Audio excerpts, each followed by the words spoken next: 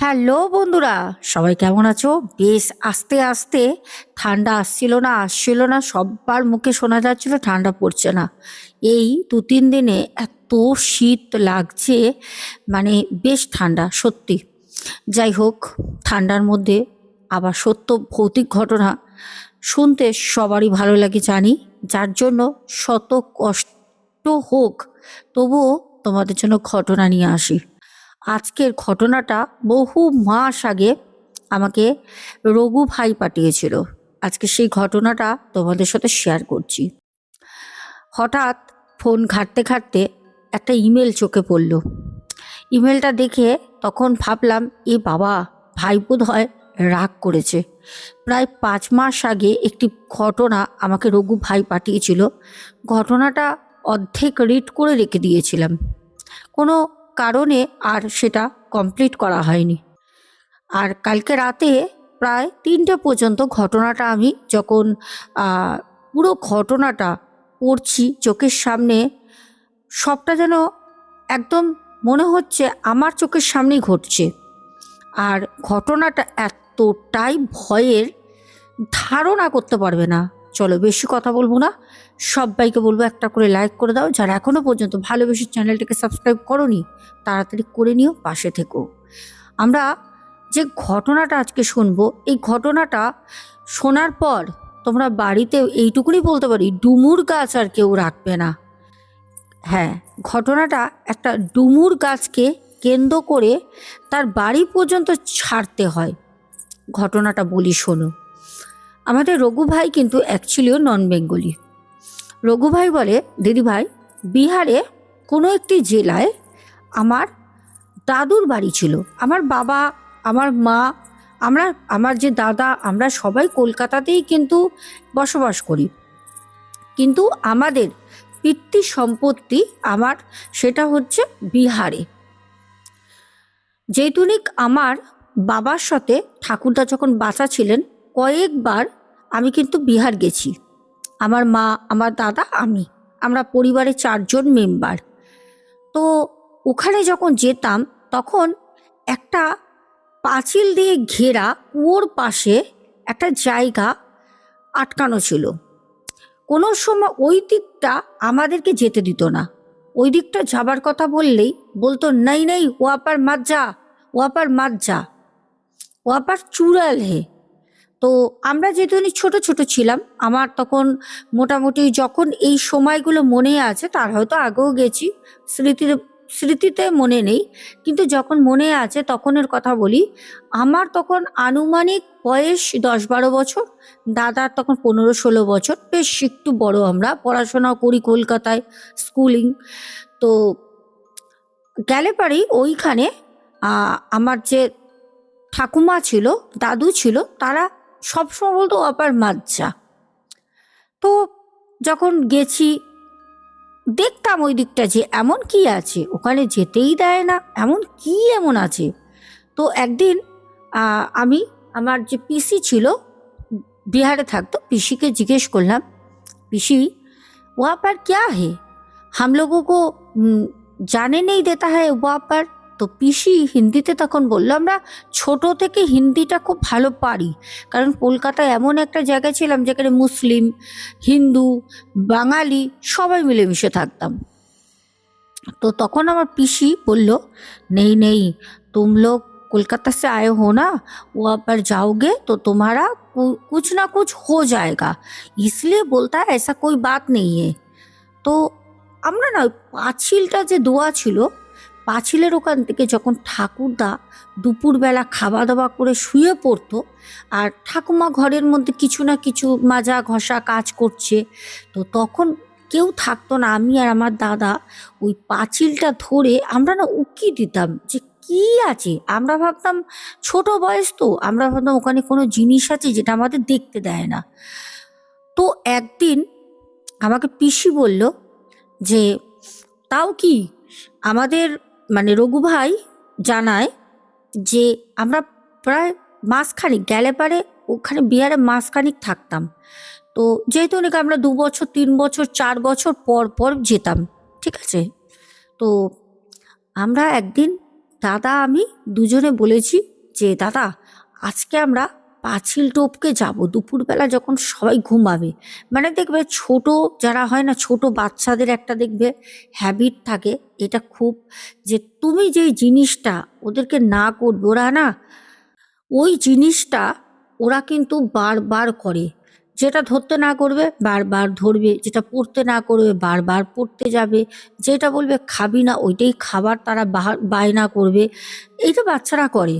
তো ওরাও ভাবলো যে আমরা গিয়ে ওখানে পাঁচিল টপকে গিয়ে দেখবো ওখানে কি আছে, ও আবার ক্যা হে। তো ওরা যখন পাঁচিল টপকাবে বড়জন, মানে আমাদের রঘুর যে দাদা, দাদা পাঁচিল টপকে গেছে। আর যে রঘু সবে একটা পা তুলেছে, মানে পাঁচিলের উপর বসে একটা পা ওপারে একটা পা এপারে। এই পিসিটা মানে খুব চোখে চোখে রাখতো, বুঝতে পারতো, পিসিকে তো সবসময় জিজ্ঞেস করতো। এবার পিসি ভাবতো যে ওরা যদি চলে যায়, আর যখনই দেখে যে ওরা ঘরে নেই, পিসির সাথে সাথে বাইরে এসে ওই কাণ্ড দেখে পিসি তখন ওদের ধমক দিয়ে উতরো উতরো উতরো উতরো, ইয়া পাড়াও ইয়া পাড়াও। আর যে বড় দাদা চলে গেছে, বড় দাদাকে বলছে জামার কলার ধরে বলছে আও উতারাও। হ্যাঁ যাই হোক, তখন ওরা বলছে যে আমাদেরকে তোমরা যেতে দাও না কেন, হিন্দিতে কি আছে ওখানে, তো একটা কুয়ো আছে, কুয়োটা তো চাপা দেওয়া, ও কুয়ো তো আমরা সরাবোও না, আর একটা গাছ আছে আর জঙ্গল হয়ে গেছে, কি আছে ওখানে। তখন বলছে যে না, তোমরা যখন বড় হচ্ছ, তো তোমরা যখন শুনতে চাইছো, তাহলে তোমাদের আজকে আমরা জানিয়ে দেবো কি আছে। কারণ তখন যে পিসি ছিল, পিসিটা খুব মানে পড়াশোনা করতো ভালো। কেন তখন না ওই সময় অত মেয়েরা বিহারে পড়াশোনা এসব করতো না, কিন্তু পিসিটা পড়তো।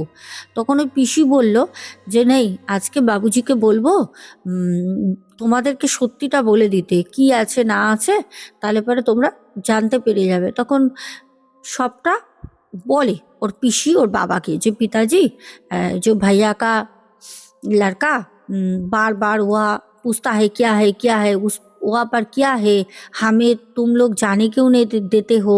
हाँ आज तो हारती हो गया था, आज तो वो लोग वहाँ पर चला भी गया था, एक को पकड़ लिया और एक तो वहाँ चला गया था। তো তখন মানে ঠাকুরদা প্রচণ্ড রাগারাগি করে।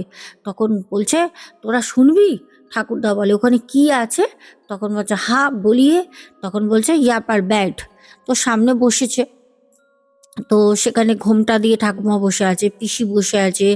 হ্যাঁ, তো রঘুর দাদা আছে, তার বাবা মা আছে, সবাই ওখানে বসে আছে। অ্যাকচুয়ালি রঘুর বাবাও কিন্তু অ্যাকচুয়ালি বিষয়টা কোনোদিন জানে না যে ওখানে রঘুর বাবাও দেখেছে যে পাঁচিল দেওয়া। রঘুও যখন ওখানে খুব অল্প দিন ছিল, রঘু তো অনেক অল্প বয়সে 21 বছর বয়সে কলকাতায় চলে আসে। তো বলছে যে রঘুর যে বাবা ছিল, রঘুর বাবা তো চলে আসে কলকাতায়। বলছে 21 বছর বয়স যখন, তখন আমার বাবা কলকাতায় চলে আসে। তো আমার বাবারও ওই জিনিসটা সেরকমভাবে ওখানে কেন কি জানা নেই। যে ঠাকুরদা বলছে मेरा पहले एक यहाँ का एक औरत से शादी हुई थी, तो शादी के बाद वो औरत মানে বারবার শুধু বিমার হয়ে যেত।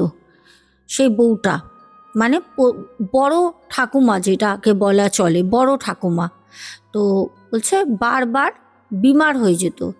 তো রঘু আর রঘুর দাদা শুনছে, তো বিমার হয়ে যেত। তো তখন না অত বিহারে চিকিৎসা কেন্দ্র, হসপিটাল, দেন ডক্টরস এত অ্যাভেলেবেল ছিল না। কিছু হলে ওই যে পাশাপাশি যে প্রতিবেশী থাকতো, সেই বউরা এসেই ওই তেল মালিশ করে দেওয়া, নানা রকম ঝাড়ফুঁক করা, ওদের ওই জিনিসটা ওই সমাজে খুব চলতো। কিছু হলে ঝাড়ফুঁক করে দেওয়া, হাওয়া লেগে গেছে, বাতাস লেগে গেছে, নানা রকমভাবে এরকম করে সে বউটাকে মানে জল পড়া এইসব দিত। কিন্তু বউটা না অ্যাকচুয়ালি হসপিটাল এইসব ছিল না তো কিছু, ও প্রপার ট্রিটমেন্ট পায়নি, বউটা মারা যায়। যখন মারা যায় তখন গ্রামের কিছু লোক বলে যে তোমারা বিবি के ऊपर যে ডায়ন হতা है না, বলছে বিহারে তো ডায়নটা খুব বেশি একটা সময় ছিল।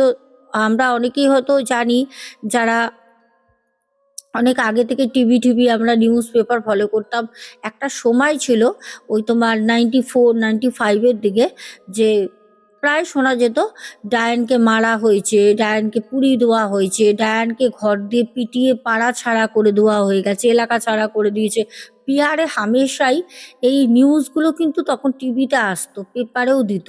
অনেকে হয়তো রিলেট করতে পারবে যদি ওই সময় কেউ শুনে থাকো। তার জন্য বলছে যে তোমারা বিবিকে উপর ডায়ান কা ছায়া হে, তো ডায়ান কা ছায়া হে।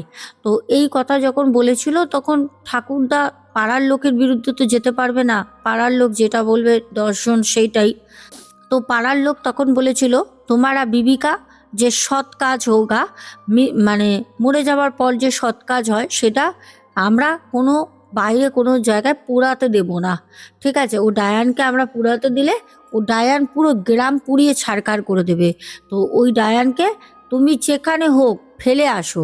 তখন ঠাকুরদা বলছে, ঠাকুরদা তো জানতো যে তার বউ ডায়ান ছিল না, ও তো অসুস্থ ছিল, বিয়ের পর থেকে অসুস্থ ছিল, এমন অসুস্থ ছিল চিৎকার করতো কাঁদতো, তো পাড়ার গ্রামের লোক সব ভাবতো যে ও ডায়ান, ও ওরকম করে, ঠিক আছে? হয় না কুসংস্কার, ওই সময়টা বিহারে প্রচুর কুসংস্কার ছিল, বাড়িতে বাড়িতে কুসংস্কার। মূর্খ শিক্ষিকার বা শিক্ষকের কোনো ওখানে কোনো মানে তুমি নাম বিন্দুমাত্র পাবে না। তো তখন ঠাকুরদা ওই যে পাতকুয়োর পাশে ওখানে পুঁতে দেয়, ডুমুর গাছটা পাশে ছিল। তারপর যখন আস্তে আস্তে 2-3 বছর যায়, অনেকেই ওই ওই ধার দিয়ে যখন ঘুরে যেত, মানে ওই ডুমুর গাছ আর ওই কুয়োর পাশ থেকে অনেকেই তখন দেখতো কেউ যেন গাছের গোড়ায় দাঁড়িয়ে রয়েছে, একটা ঝাঁকড়া বড় ডুমুর গাছ, প্রচুর ডুমুর, কেউ দেখতো ওখানে দাঁড়িয়ে রয়েছে। এবার অনেকেই কানাফুসা হয় যে उस घर के बाहर जो डूमूर का पेड़ है वहाँ पर कोई औरत रात को खड़ा रहता है। তো সবাই ওইখান থেকে যারা আসতো একটা ভয় ভয় ভয় ভয় করতো। তখন সবাই এই জিনিসটা লক্ষ্য করে যে অ্যাকচুয়ালিও বিষয়টা হচ্ছে ওই যে বউ ওনাকে যে ওখানে পুঁতেছিল তার আত্মাটা ওইখানে দাঁড়িয়ে থাকে। ওই আত্মা গাছের মধ্যে বসে বসে পা ঝোলাতো, কাউকে কিন্তু ক্ষতি করেনি, কাউকে ক্ষতি করেনি, কিচ্ছু না।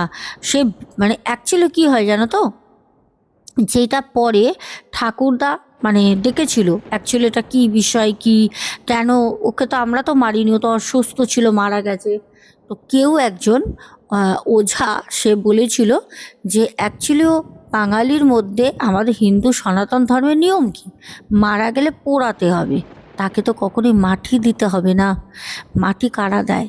মাটি দেয় খ্রিস্টানরা, মাটি দেয় মুসলমান ধর্মীয় যারা হয় তারা, কিন্তু সনাতন ধর্মী তাদের তো মাটি দেবে না। মাটি দেয় কাদের? যারা সন্ন্যাস হন, যারা বড় বড় ব্রহ্মচারী তাদের মাটি দেন, তাদের দেহ বসিয়ে মাটিয়ে দিয়ে দেয়, সেইটা আলাদা, ঠিক আছে?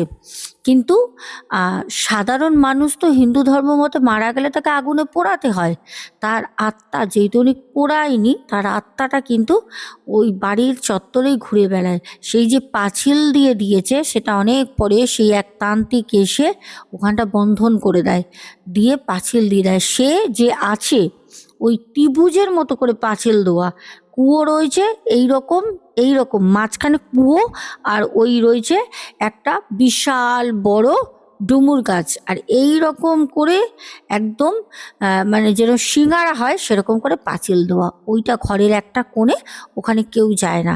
গেলে ও হতে পারে কাউকে ধরতে পারে, নাও ধরতে পারে, কিন্তু এটা ভয়তে ওইদিকে কাউকে যেতেও দেয় না, কেউ যায় না, ওই জায়গাটা পুরো ঘিরে রেখে দিয়েছে, বন্ধন করা আছে।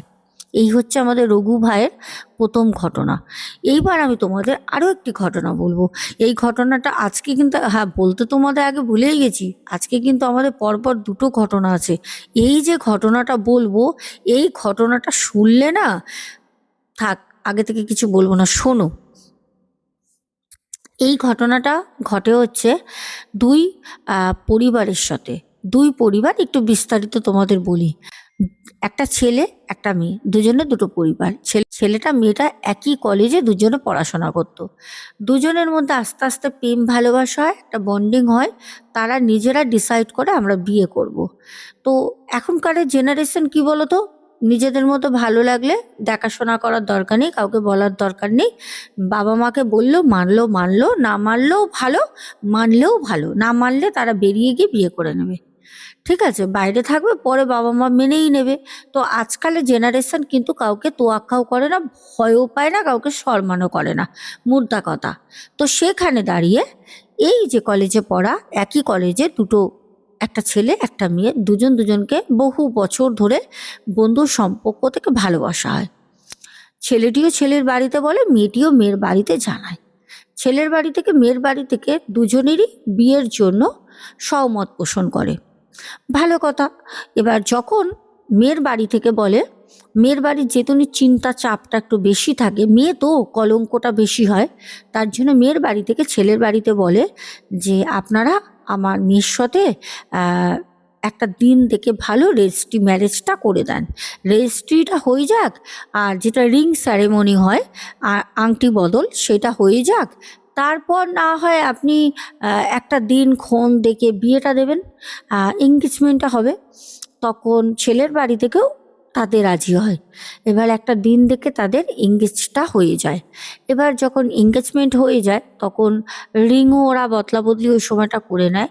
নেওয়ার পর বেশ 1.5-2 মাস পর ওরা একটা প্ল্যানিং করে দার্জিলিং ঘুরতে যাবে।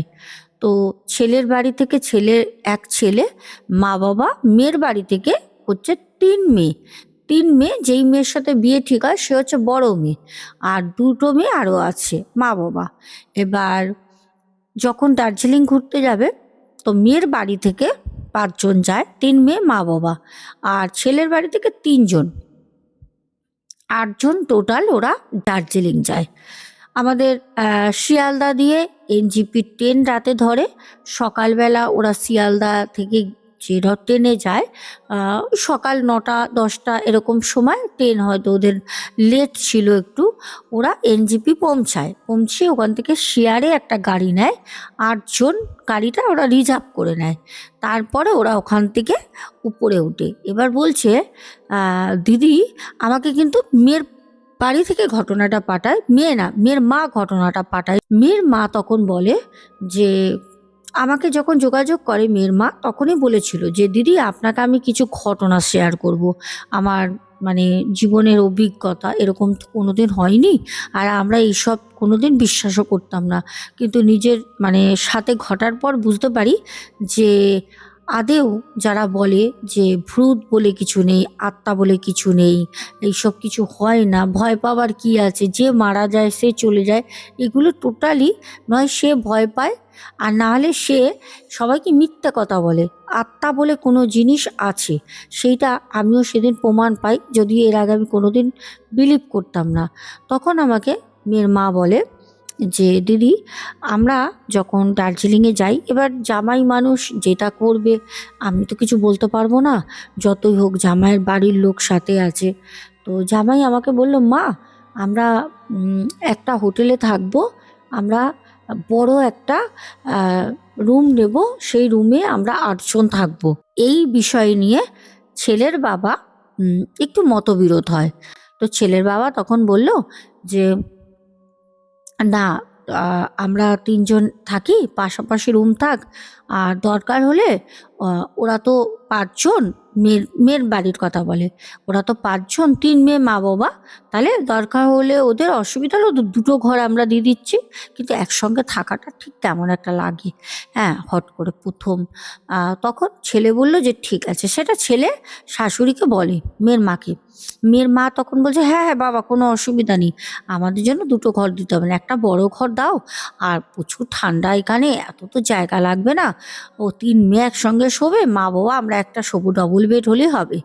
তো সেরকমভাবে কথা হয়, সেরকমভাবে ওরা রুম নেয় দার্জিলিংয়ে। বলছে দার্জিলিংয়ে খুব সুন্দর, রুমটা খুব সুন্দর, ভাড়াও খুব ভালো। বলছে আমরা 3 দিনের জন্য হোটেল রুমটা বুক করি। আমার জামাই প্রথমেই ট্রেনে যেতে যেতে বলছিল অনলাইনে অনেক দেখেছে, তো অনলাইনে ছেলের বাবার কথা একটু চলে। ঠিক আছে, তো ছেলের বাবা বলল না, আমরা গিয়ে ওখানে গাড়ি নিয়ে আমরা খুঁজে নেব। অনলাইনে দেখে গেলে অনেক সময় ভুল ভাল হয়, যেরকম দেখায় সেরকম কিন্তু রুম ওরা দেয় না, তার জন্য আমরা দেখে নেব। ছেলে বলল ঠিক আছে, বাবার কথা ওরা কেউ ফেলে না। তো আমরা গিয়ে ওই রুমটা দেখলাম। তার আগে দুটো হোটেল দেখেছি, আমাদের ঠিক পছন্দ হয়নি, আর ওই হোটেলটা আমাদেরও পছন্দ হয়েছে। তো জামাই কিন্তু আমাকে মামুনি বলে ডাকে। জামাই আমাকে সাইডে নিয়ে গিয়ে বলে, মামুনি রুম তো আমাদের পছন্দ হয়েছে, দেখো তোমার তিন মেয়েরও পছন্দ হয়েছে, আর আমার শ্বশুর মশাইয়েরও পছন্দ হয়েছে, মামুনি তোমার পছন্দ হয়েছে তো? তখন বলছে হ্যাঁ হ্যাঁ পছন্দ হয়েছে, তুমি যেখানে রাখবে তুমি কি খারাপ রাখবে? কেননা জামাই এতই ভালো, জামাই বলে যে আমার যেটা পছন্দ বা আমার বাড়ির লোকের পছন্দ সেটা তো মেয়ের বাড়ির লোকের পছন্দ নাও হতে পারে, তার জন্য আলাদাভাবে জিজ্ঞেস করে নেওয়া। তো মেয়ের মা বলছে যে না না আমার পছন্দ হয়েছে, তো জামাই তখন বুক করে রুমটা। এবার বলছে 301 নম্বরে ছেলের বাড়ির লোক ছিল, 303 নম্বরে আমরা ছিলাম, আর 302 নম্বর রুম কিন্তু নেই। অদ্ভুতভাবে 302 নম্বর রুমটা নেই।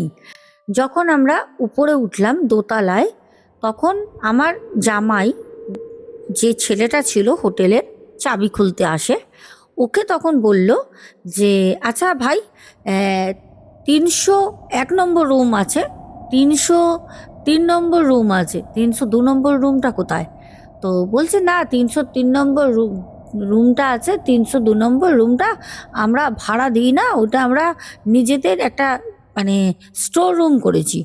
তো তখন বলল যে আচ্ছা আচ্ছা, মানে কি 301, 302, 301, 302, 303 আছে, কিন্তু কিন্তু ওই উপরে যে নাম্বারটা লেখা থাকবে 302, ওইখানটা না মোছা, সাদা একটা কালি দিয়ে একটা বোর্ডের মধ্যে ওই মানে ঢুকছো, ওই উপরটায় দরজার উপরে যে নাম্বার প্লেটটা থাকে ওইখানটা কালি দিয়ে কালো করা। তার মানে আমরা খুব সহজে বুঝতে পারছি যে ওখানে রুমটা ছিল, ওই রুমটা ওরা মুছে দিয়েছে, রুমটা মুছে দিয়ে ওরা ওটা একটা স্টোর রুম করেছে। ঠিক আছে, তো আমাদের ওইসব নিয়ে কোনো মাথা ব্যথা নেই, আমরা আমাদের মতো রুমে গেছি। আমাকে বলছেন ভদ্রমহিলা বলছে, দিদি আমরা যাবার রুমের পরেই আমাদের না কাঁধগুলো এইগুলো, এই গলার ঘেঁটি এগুলো না ব্যথা শুরু হয়ে গেল, রুমে ঢুকতে ঢুকতে ব্যথা করছে। তো মানে আর না শরীরের মধ্যে রাগ রাগ হচ্ছে, একটা রাগ রাগ আসছে, এমনি আনন্দ করতে গেছি, ভালো ছিলাম, জানি না হচ্ছে। তা তখন আমাদের যে মানে দিদিভাই ঘটনাটা পাঠান, বলছে আমি তখন না ভাবলাম হয়তো অনেক ঘোরাঘুরি হয়েছে, পাহাড়ি এলাকা, হয়তো অন্য কোনো কারণে হচ্ছে, আমি আমার মতো চুপচাপ রয়েছি। কিছুক্ষণ পর আমার বড় মেয়ে জামাই রুমে গেল, জামাই রুম থেকে আসলো, এসে বলছে মা তোমার জামাই বললো রেডি হতে খেতে যাব। আমি তখন বললাম আমি খাবো না। তখন আমার স্বামী আমার দিকে তাকিয়ে, আমার তিন মেয়েই আমার দিকে তাকিয়ে, ওরা ওদের মতো কাজ করছিল। তখন আমি বললাম কি হলো, এরকম করে তোরা মুখের পানে তাকিয়ে আছিস কেন? তখন আমার স্বামী আমাকে বললো, এই তোমার গলার ভয়েসটা কেমন একটা লাগলো না, এই, তখন তিন মেয়েকে নাম করে বলে। তখন ওরা বলছে হ্যাঁ মা তুমি এরকম করে কথা বললে কিরকম লাগলো, আর একবার বলো মা। আমি তখন বললাম আরে বাবা দূর, তোরা হেয়ালি করিস না তো, আমি খেতে যাব না, আমার ভালো লাগছে না। তখন ওরা বলছে মা তুমি যখন প্রথমে বললো তোমার গলাটা না পুরুষ কণ্ঠ পুরুষ কণ্ঠ, আমি বলি, হ্যাঁ পুরুষ কণ্ঠ, ভালো লাগছে না, হাসাস না রাগাস না, যা তোরা খেয়ে আয়। তো আমার তখন স্বামী বলল না না, এ কি, তুমি পাহাড়ে এসছো, পাহাড়ে আসলে খাওয়া হজম হয়ে যায়, তোমার খাওয়া হজম হয়ে যাবে, খিদে পাইনি, সেরম তো কিছু আমরা খাইনি, চলো চলো চলো। সেই জোর করে নাছর বান্দা তিন মেয়ে আর ওর বাবা আমরা গেলাম খেতে। ওইদিকে জামাইও আসলো, জামাইয়ের মা বাবা আসলো, আমরা খেতে গেছি আবার ভালো সব একদম সুন্দর করে হাসছি, সবাই খুব ইয়ার্কি করছি, কোথায় যাব, একটা গাড়ি বুক করতে হবে, হোটেলের স্টাফদের জিজ্ঞেস করছি, মানে খুব খুব আনন্দ।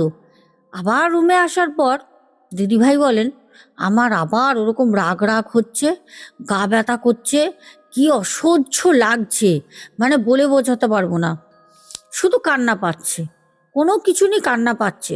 সন্ধ্যাবেলা রাগারাগি করে আমি বেরোলাম না।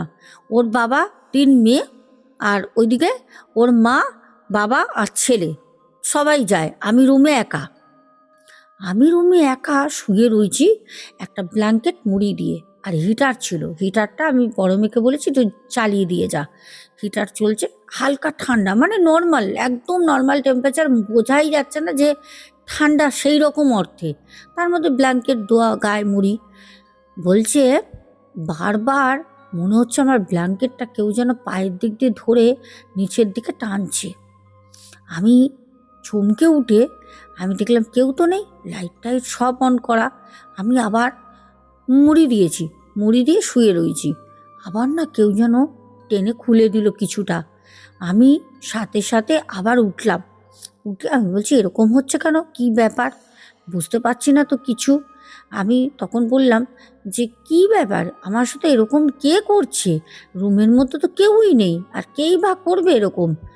অদ্ভুতভাবে আমি চুপচাপ বসে আছি, আমি বুঝতে পারছি রুমের মধ্যে আমি একা নেই, ওই রুমের মধ্যে অন্য কেউ কিন্তু আছে, যেটা আমি খুব ভালোভাবে বুঝতে পারছি। কিন্তু কে আছে না আছে সেটা কিন্তু আমি বুঝতে পারছি না, কিন্তু বুঝতে পারছি আমি একা নেই। খুব ভয় লাগছে, ভাবছি যে কর্তাকে একটু ফোন করি। আমার ছোট একটা কিপ্যাড ফোন, আমি ওই ফোনটা দিয়ে না আস্তে আস্তে নাম্বারটা মেলালাম, অত মনে থাকে না তো, ফোন করলাম। ওর বাবা বলল হ্যাঁ হ্যালো, তুমি আসবে নাকি বলো, হোটেলের নিচে আমরা গাড়ি ঠিক করছি, কথা বলছি, কালকে তো সকালবেলা বেরোবো, দেখো আসবে। আমি বললাম কি হ্যাঁ হ্যাঁ আমি যাব, আর কিছু বলিনি। ওর বাবা ও পাশ থেকে বললো আমি আসছি। আমি চুপ করে বসে আছি। ওর বাবা এসে বেলটা যেই বাজিয়েছে, ডোর বেল, ছুটতে গিয়ে আমি দরজা খুলে ওর বাবাকে বলছি জানো তো এই রুমটায় না মনে হচ্ছে ভূত আছে গো। ওর বাবা বলছে হ্যাঁ কি হেয়ালি করছো, হ্যাঁ তুমি কি ছোট বাচ্চা হয়ে গেছো নাকি, ভূত আছে, আর তুমি এখনো রেডি হওনি তো, শাড়ি পরো না চুড়িদার পরো, কি পরবে। আমি বললাম কি আমি না যেতাম না জানো তো, কিন্তু আমি একা থাকবো না, তোমাদের সাথে যাবো, একটু দাঁড়াও। কোনো রকমের চুড়িদারের প্যান্ট জামা, আমার তো ঠান্ডা ফান্ডা লাগছে না কিছু, এমনি তো হিটার চলছেই। কোনো রকমের সব বন্ধ টন্ধ করে কর্তার হাতটাকে একদম ধরেছি, সেই বাচ্চাদের মতো, মনে হচ্ছে সেই বাবার হাত ধরেছি, মানে ওই তখন আমার সাহারা। তালা ঠালা দিল গেটে, দিয়ে আমাকে সিঁড়ি দিয়ে যখন নামছি আমাকে বলছে কি হয়েছে গো, তুমি এরকম ভয় পাচ্ছ কেন। আমি বললাম জানো তো কে না বারবার এরকম ব্ল্যাঙ্কেটটা আমার গা দিয়ে সরিয়ে দিচ্ছিল, তুমি জানো তো। তখন আমার হাজবেন্ড আমাকে বলছে ওই যে তুমি যেন কার একটা ভিডিও দেখো, আরে ওই যে মেয়েটা গো, আহ, কি যেন নাম, বসে ঘটনা বলে না, আহ, ওই তুমি ওগুলো শোনো বলে এই সব ঘটনাই বলে, হোটেলে এইগুলো নামিয়ে দিচ্ছে, দরজা খুলে যাচ্ছে, মানে অ্যাকচুয়ালিও দাদা ভাই আমাকে তো অতটা, মানে ওনারা ফোনে দেখেন দিদি ভাই ওনার মেয়েরা, দাদাভাই তো ওই কাজ করতে করতে হয়তো কোনো সময় কাজে যাচ্ছে বা অফিস থেকে এলো দেখলো, ওই দেখেছে, মানে আমি যে হরার স্টোরি তোমাদের সাথে বলি, শেয়ার করি, তখন বলছে আরে হ্যাঁ সোনা দিদি ভাই, বলছে হ্যাঁ ওই যে সোনা দিদি ভাইয়ের ঘটনা শোনো। এই শুনে শুনে এগুলো মনের মধ্যে একা একা রয়েছে ভাবছো। বলছে বিশ্বাস করো সোনা দিদি ভাই যা বলে সব ঠিক, একটা ভুল কথা বলে না, সব সত্যি কথা। উনি তো নিজে বলে না, এগুলো তো আমাদের মতো, এই আমার এই অভিজ্ঞতা হলো, আমি কোনোদিন যদি শেয়ার করব গিয়ে এই উনি বলবে তাহলে এগুলো কি বানানো হতে পারে, এই তো আমার সাথে হয়েছে। এবার দাদা ভাই তখন বলছে ঠিক আছে যা হয়েছে হয়েছে, 3 মেয়েকে কমসে কম এসব বলো না, বললে রাতের বেলা ওরা আবার ভয়তে ঘুমাবে না, ঘুরতে এসে সকালে কালকে উঠতে পারবো না। এদিকে জামাইয়ের বাবা জানো তো খুব রাগী মানুষ, এমনি মন ভালো কিন্তু খুব রাগী, স্পষ্ট কথা বলে। আবার এই নিয়ে একটা দ্বন্দ্ব হবে, কান্নাকাটি শুরু হবে ছেলের মেয়ের, ওর থেকে ভালো চুপচাপ থাকো, মুখটা বন্ধ রাখবে, ঠিক আছে। দিদিভাই বলছে ঠিক আছে। দিদিভাই আমাকে বলছে সোনা দিদি কি বলবো, আমি ভয়তে ঘুরেছি বাইরে, ভুলে গেছি, সব ভুলে গেছি। যখন হোটেলের দিকে আসা আমার আর আসতে ইচ্ছা করছে না, আমার মানে আর মনে হচ্ছে না আমি রুমে যাব। আমাকে আমার হাজবেন্ড বলছে যে মেয়েরা 3 মেয়ে আগে যাচ্ছে, মা বাবা ওরা যাচ্ছে মেয়েদের সাথে, আমি আর আমার কর্তা পেছনে। হোটেল দেখতে পাচ্ছি দূরে, আমার কর্তা বলছে দেখো হোটেলে গিয়ে কিন্তু কোনো রকম কিছু করো না, ঠিক আছে, মান সম্মানটা রেখো, কিছু করো না, ভয় পেও না, আমি আছি, 3 মেয়ে আছে, তোমার কিসের ভয়? আমি বলছি না না কিছু করবো না, ভয় পেলে রাম রাম রাম রাম রাম রাম রাম রাম করবো। বলছে হ্যাঁ তুমি রাম নাম নিও, সব ঠিক হয়ে যাবে, কিছু করতে হবে না। যাই হোক, দিদিভাই বলছে একমাত্র বাজরাংবালির হনুমান চাল্লিশা ফোনে চালাতে বলি আমার হাজবেন্ডকে। আমার মেয়েরা বলছে এ কি ঘুরতে এসে গান চালানো, হনুমান চাল্লিশা শুনছো? তো তখন ওর বাবা বলছে না খুব ইচ্ছা করছে পাহাড়ে এসে হনুমান চাল্লিশা শুনতে, হ্যাঁ একটু শুনি না। তো বলছে শোনো, মেয়েরা মেয়েদের মতো গান শুনছে, ফোনে ফোনেই ওরা মুভি ফুভি দেখছে, টিভিতে তো সব পুরনো পুরনো জিনিস চলে দার্জিলিংয়ে, নতুন কিছু চলবে না, সেই 1 বছর 1.5 বছর আগেকারের সব টেলিকাস্ট হচ্ছে। তো তার জন্য মেয়েরা মেয়েদের ফোন চালাচ্ছে, আমি এইদিকে ওর মায়ের মাথার সামনে শুয়ে পড়েছি, আমরা খাওয়া দাওয়া করে হনুমান চাল্লিশা চালিয়ে রেখেছি 3টে দিন। 3টে দিনের দিন ব্যাক ছিল, 2 দিন এক ছিল, 3 দিন না, মানে 3 রাত ছিল না, 2 রাত ছিল, 2 রাত 3 দিন, মানে 2 রাত এইভাবে আমাদের ওখানে কাটে। পরে যখন ওখান থেকে আসি ট্রেনে করে, যখন আমরা ফিরছি, আমি সবাইকে ঘটনাটা বলি দিদিভাইয়ের এই অভিজ্ঞতা দার্জিলিংয়ে গিয়ে হয়। এখন কিছু তো একটা ছিল, কারণ দিদিভাইয়ের জামাই বলে যে আমারও একটা খটকা লেগেছে যে 301 আছে, 302 নেই, 303, 302 নম্বর রুমটা একবারও ওরা খুলিনি, রুমটা শুধু নেম প্লেটটা মুছে দিয়েছে, নাম্বারটা, আর পুরো লক করা, যে বোঝা যাচ্ছে স্টোর রুম হলে তো ওটা খোলা পড়া হবে। তালার মধ্যে রীতিমতো না ধুলো জমে গেছে, তালা আর যেটার সাথে কড়া আটকানো থাকে লম্বা একটা রড, ওটার মধ্যে পুরো চর পড়ে গেছে। স্টোর রুম হলে কি খোলা পড়া তো করবে, জিনিস বেরোবে ঢুকবে, কিন্তু ওরকম না, নিশ্চয়ই ওই রুমে কিছু একটা ঘটেছিল। তোমাদের ঘটনা দুটো কেমন লাগলো অবশ্যই জানিও। একটা বিহারের রঘু ভাই পাঠিয়েছিল ডুমুর গাছকে নিয়ে, আরেকটি ঘটনা হচ্ছে আমাদের দার্জিলিংয়ের। তো আজকের মতো আসবো, আজকে এই ঘটনাটা অনেক বড় হয়ে গেছে, কালকে অবশ্যই রাতে পড়বো। এখনের মতো tata, good night, love you two.